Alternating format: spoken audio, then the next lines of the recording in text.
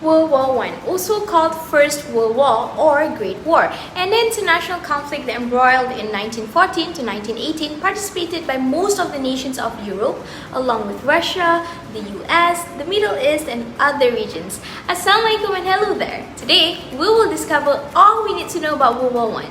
Let's get into it. Before we start our journey, do take note on the participants involved. There are two important parts you must keep in mind to ease your understanding. First, the Central Powers, Germany, Austria-Hungary, and Turkey Ottoman, and the Allies, France, Great Britain, Russia, Japan, the US, and Italy. So, from these participants, let's get to know the mutual defense alliances, which means that if one country was attacked, these allies countries were bound to defend them. Russia and Serbia, Germany and Austria-Hungary, France and Russia, Britain, France and Belgium, Japan and Britain. Now that you know the countries involved, here's the historical timeline, and fret not, we will get in depth. So, it all started when the people in Slavic in Bosnia and Herzegovina wants to be a part of Serbia instead of Austria-Hungary. Hence, as a protest to Austria-Hungary, a Serbian nationalist has assassinated Austrian Archduke Francis on June 28th. So this is the period when Austrian-Hungary declares war against Serbia. A month later, on July 28th, World War I begins. Now let's begin with all the battles. On September 6th, Battle of Marne, involving the French Army and the British Expeditionary Force (BEF) against the advancing Germans who had invaded Belgium and northeastern France. So who won? The French and BEF won. However, the Germans succeeded in capturing a large part of the industrial northeast of France. Moving on to 1915, on May 7th, the sinking of Lusitania. A German U-boat sinks the Lusitania, a British ocean liner on its way from New York City to Liverpool, England. Though the ship was carrying tons of ammunition, it was also carrying nearly 2,000 civilians passengers, including more than 100 US citizens, which indirectly contribute to the US entering the war against Germany.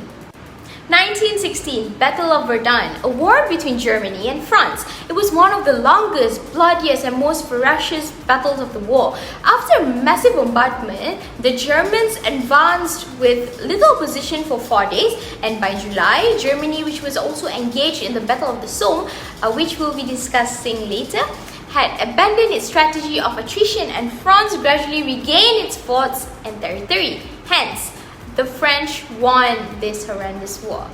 Meanwhile, on May 31st, Battle of Jutland, fought in the North Sea of the west coast of Jutland, the continental portion of Denmark. So, the battle is the only major encounter between the main British and German fleets in World War I. Though the British suffers heavier losses than the German fleet, resulting that it will continue to dominate the seas for the rest of the war.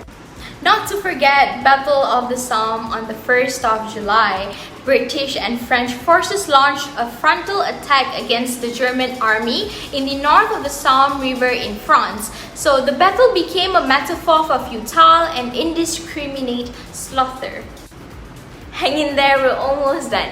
Next up, Russian Revolution on 1917. The revolution overthrew the imperial government and placed the Bolsheviks in power, increasing governmental corruption. Other Soviets were formed in major cities and towns, choosing members from factories and military units.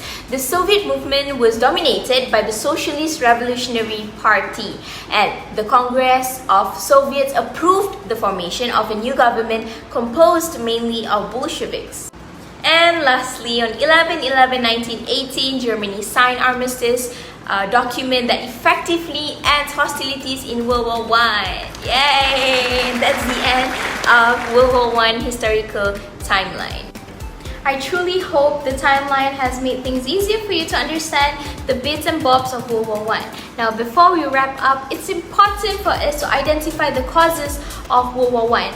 MAIN, main. First up, militarism. By 1914, Germany had the greatest increase in military build-up. So this increase helped push the countries involved into war. Second, alliances, which is mutual defense alliances. Countries throughout Europe made mutual defenses agreements that would pull them into battle. As I mentioned before, these treaties meant that if one country was attacked, allied countries were bound to defend them. Next, imperialism, when a country increases their power and wealth by bringing additional territories under their control. So the increasing competition and desire for greater empires led to an increase in confrontation that helped push World War I. And finally, nationalism. Much of the origin of the war, as I mentioned just now, was based on the desire of the Slavic peoples in Bosnia and Herzegovina to no longer be part of Austria-Hungary, but instead be a part of Serbia. So in this way, nationalism led directly to the war. I believe that you have understood what we have covered in this video. However, to improve your knowledge, I have left some links in the description box below for you to check it out. Have a great day, everyone.